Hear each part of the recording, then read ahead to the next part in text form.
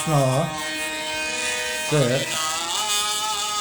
আজ একটা খুব ভালো সুন্দর শ্লোক। জড়জগতে আমরা বাস করছি, তো আমাদের জন্ম এই দুঃখালয়ে হয়েছে, মৃত্যু লোকে। তো এই মৃত্যু লোকে সাধুরা কখনো থাকতে চায় না, যারা পণ্ডিত ব্যক্তি বা ভাগবত ভক্ত, বড় বড় ভাগবত ভক্ত, তারা এই পৃথিবীতে বিন্দু মাত্র থাকতে চায় না।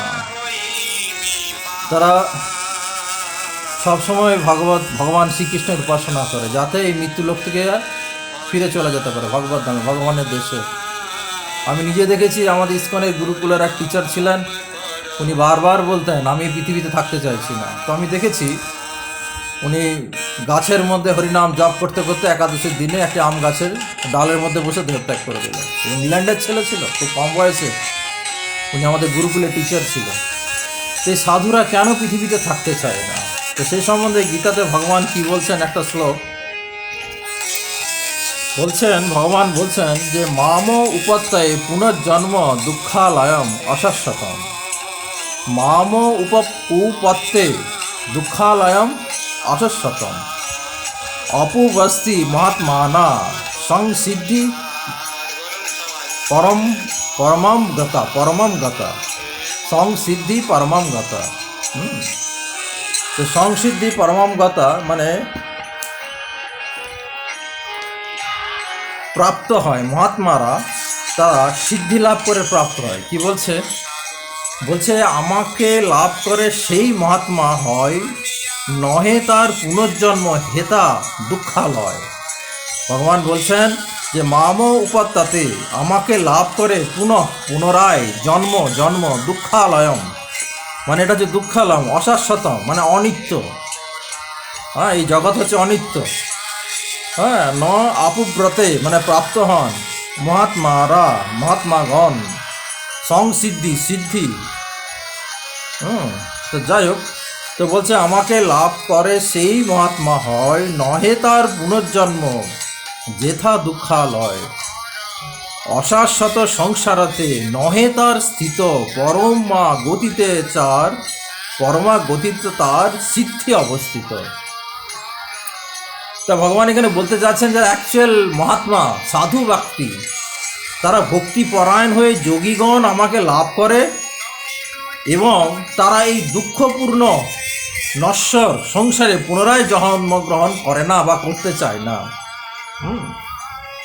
যারা সাধু ব্যক্তি, তারা দেখছে এই জড়জগৎ তে যতই ভালোভাবে থাকা যাক, যতই চেষ্টা করা যাক, শান্তি নেই, দুঃখটা হচ্ছে কনফার্ম, কোথার থেকে আসবে বুঝতে পারে না। তাই সাধুরা সবসময় চাইছে পুনরায় যাতে আমাদের জন্মগ্রহণ করতে না হয়, কেননা তারা পরম সিদ্ধি লাভের চেষ্টা করে। তো সাধুরা জানে জন্ম মৃত্যু জরা ব্যাধি, এটা তো কনফার্ম দুঃখ আছেই। তা সত্ত্বেও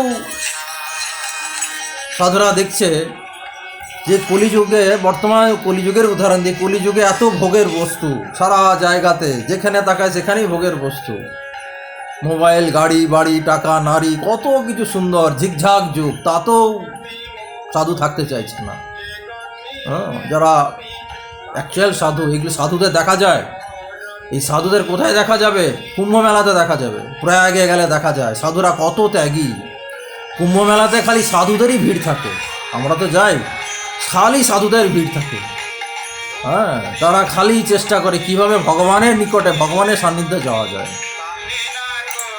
তো সেই সম্বন্ধে একটা গল্প বলা যাক। একটা গল্প আছে, কারণ এই জড়জগৎ হচ্ছে অসততম দুঃখালয়। এখানে যতই এই জড়জগৎ হচ্ছে খুব সুন্দর, চিকচাক মানে চিকচাক ঝিকঝাক যাকে বলা হয়, কিন্তু এটা প্রত্যেকটার জড়জগতে রন্ধে রন্ধে দুঃখ। এই জড়জগৎ যারাই ভোগ করতে গেছে তারাই বিপদে পড়বে। একটা সুন্দর একটা গল্প বলে এই জড়জগতের উদাহরণটা দেওয়া যাক। না, এক সময় মায়াদাস সাধুদাস নামে এক রাজা ছিলেন। একদিন তিনি স্বপ্ন দেখেছিলেন যে এক ক্ষিপ্ত বাঘ, মানে একটা রেগে গেছে এমন বাঘ, তার 3 শাবক মানে বাচ্চাকে নিয়ে তাকে তাড়া করছে। সেই রাজা তখন জীবন বাঁচানোর জন্য প্রচণ্ড ভয়ে পালাতে গিয়ে হঠাৎ রাজা এক পুরনো অন্ধকার কুয়োর মধ্যে পতিত হয়, পড়ে যায়। এবং পড়ে গিয়ে দেখে অন্ধকার কুঁয়োয় পতিত হয়। পড়ে যাওয়ায় কোনো রকমে কুয়োর ভেতরে অর্ধেকাংশে একটি চারা গাছ তাকে ধরতে সক্ষম হয়। সে পুরনো কুঁয়ো গাছে যখন পড়ে যায় তখন সে কুঁয়োটার অর্ধেকটা পড়ে গেছে। তখন দেখা যায় অনেক সময় আমরা দেখি না বট গাছ বৃক্ষ কুঁয়োর মধ্যেখান দিয়ে বেরোয়, অশ্বত্থ গাছ বৃক্ষ, তো সেরকম একটা গাছ বেরিয়েছে। সে গাছের ডালে রাজা কোনো রকমে হাতটা ধরে একটা ডালকে শক্ত করে ধরেছে, কিন্তু সে ঝুলছে। কোথায় ঝুলছে? কুয়োর মধ্যেখানে ঝুলছে। এবং চারা গাছটি শক্ত করে ধরে দুর্ভাগা রাজা এইভাবে অন্ধকারে ঝুলে রইল। তার উপরে ভয়ঙ্কর বাঘ গর্জন করে এবং লাফ দেওয়ার উপায় খুঁজছিল। এবং রাজা যখন দেখে যে কুয়োর ঠিক ওপরের মাথার মধ্যে সেই বাঘ গর্জন করছে এবং তাকে ধরতে চাইছে, এবং ছোট চারা গাছটি রাজার ভার সহ্য করতে না পেরে মটমট করে ভাঙতে লাগলো। রাজা যে গাছটা ধরেছে সেই চারাটা সেই গাছের ডাল এত সরু ছিল, সে রাজার ভার বইতে না পেরে সে ভাঙতে শুরু করেছে, মটমট করে আওয়াজ করছে। এবং নিচে কুয়োর ভেতরে দেখা যাচ্ছে এক বিষাক্ত সাপ হাঁ করে বসে আছে, এবং কুয়োর তলায় দেখতে পাচ্ছে একটা বিষাক্ত সাপ হাঁ করে বসে আছে। এমন সময় দুটো ইঁদুর তাদের তীক্ষ্ণ দাঁত দিয়ে সেই গাছের শিকড়টি কাটতে লাগলো, এবং সেটি ইতিমধ্যে ভেঙে পড়ার মুখে। মানে কত করুণ অবস্থা! একে তো ডাল ভেঙে যাচ্ছে, তারপর আবার দুটো ইঁদুর সেই গাছের শেকড় কাটতে শুরু করেছে। মানে গাছের ডাল ভাঙবেই বা গাছ পড়বেই নিচে। তার কি অবস্থা! এবং যেখানে পড়বে মাটির তলায় দেখছে একটা ভয়ঙ্কর বিষাক্ত সাপ হাঁ করে আছে রাজাকে ধ্বংস করার জন্য। মানে কত ভয়ঙ্কর অবস্থা! ঠিক এই মুহূর্তে কুয়োর উপরে একটা মৌচাক থেকে কয়েক ফোঁটা মধু তার মাথায় পড়তে শুরু করেছে এবং ধীরে ধীরে তার ঠোঁট বেয়ে নামতে লাগে। এই ধরনের নারকীয় বিপজ্জনক পরিস্থিতির মৃত্যুর মুখে পতিত রাজা জিভ বার করে সেবার মধুর ফোঁটাগুলো চাটতে লাগলো। কি অবস্থা! তখন দেখা যাচ্ছে ওই কুয়োর মধ্যে এক মৌচাক ছিল, সেই মৌচাক থেকে মধু টপ টপ করে পড়ছে, এবং সে মধু পড়তে পড়তে তার ঠোঁট বেয়ে নেমে আসছে, এবং সে জিভ বার করে সে মধু আস্বাদন করছে, মধুটা খাচ্ছে এবং মধু খাচ্ছে। তো এইরকম একটা বিপজ্জনক পরিস্থিতিতে রাজা পড়ে আছে। এবং তারপরে সে মধু কী করেছে, রাজা জিভ বের করে মধুর ফোঁটাগুলো চাটতে লাগলো। তারপর হঠাৎ তার ঘুম ভেঙে যায়, কিন্তু স্বপ্নের কথা পুরোপুরি তার মনে ছিল। তাই এই বিষয়ে বুঝার জন্য তিনি এক সাধুর কাছে গেলেন এবং সাধুকে সব খুলে বললেন। তখন সেই সাধু তাকে বর্ণনা করে বললেন যে বাঘ হচ্ছে মুক্তি লাভের পদ্ধতি, যে বাঘ তোমাকে তেড়ে নিয়ে গেছে সে মুক্তি লাভের পদ্ধতি। আর তিনটি শাবক, মানে এই বাঘের বাচ্চা শাবক হচ্ছে কাম, ক্রোধ, লোভের সাথে তুলনা করা হয়েছে। এবং যে ইঁদুর দুটো গাছের শিকড় কাটছিল ইঁদুর দুটি হচ্ছে দিন ও রাতের সঙ্গে তুলনা করা হচ্ছে, যেটা আমাদের প্রতিদিন আয়ু ক্ষয় করে যাচ্ছে। এবং দিন আর রাতের সঙ্গে তুলনা করা হয়েছে যা মানুষের ইচ্ছা পূরণ করে। এবং সাপ হচ্ছে মৃত্যু, মহাকাল হরণ করে দেবে, সাপ শেষ করে দেবে পুরো জীবনটা। যেমন আমাদের গীতাতে ভগবান বলেছে বিভূতি যোগে, যে আমি মহাকাল রূপে সব হরণ করে দেবো। যে সাপ সেখানে দাঁড়িয়ে আছে তাকে খাওয়ার জন্য। এই অবস্থায় রাজা আবার সে মধু চেটে খাচ্ছে। তো আমাদের প্রত্যেকের এই করুণ অবস্থা, প্রত্যেক ব্যক্তি কি করেছি না, আমরা এই জড়জগতে সুখভোগ করতে চেষ্টা করছি।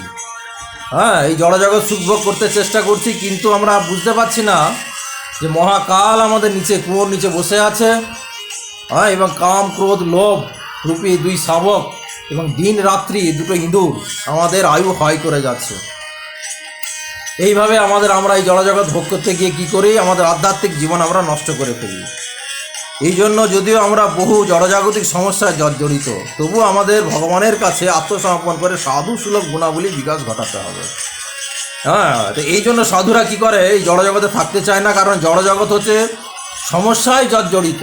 সে যেভাবেই থাক, যেভাবেই মানুষ থাক, সমস্যা, প্রবলেম সে জর্জরিত হবেই। তাই আমাদের উচিত ভগবানের কাছে আত্মসমর্পণ করে সাধু সুলভ গুণাবলী বিকাশ ঘটাতে হবে। হ্যাঁ, এর জন্য কি হবে? হরে কৃষ্ণ মহামন্ত্র জপ করতে হবে। হরে কৃষ্ণ কৃষ্ণ কৃষ্ণ হরে হরে, হরে রাম রাম রাম হরে হরে। এই প্রথম জপ করতে হবে। ভগবানের সেবা করতে হবে, ভগবানের প্রসাদ ভোজী হতে হবে। কেন ভগবান বলেছেন যে তুমি যদি বিনা ভোগ দিয়ে আমাকে খাও তাহলে তুমি পাপই ভক্ষণ করবে। এবং আমাদের 4টে বিধি নিয়ম আছে পাপ কাজ করা: অবৈধ সঙ্গ, গ্যামলিং, জুয়া, মদ, ভাং, গাঁজা আদি, সিগারেট, এগুলো খাওয়া। কলিযুগে যেগুলো পাপ কর্ম সেগুলো থেকে আমাদের বিরত থাকতে হবে এবং হরে কৃষ্ণ মহামন্ত্র জপ করতে হবে। হরে কৃষ্ণ কৃষ্ণ কৃষ্ণ হরে হরে, হরে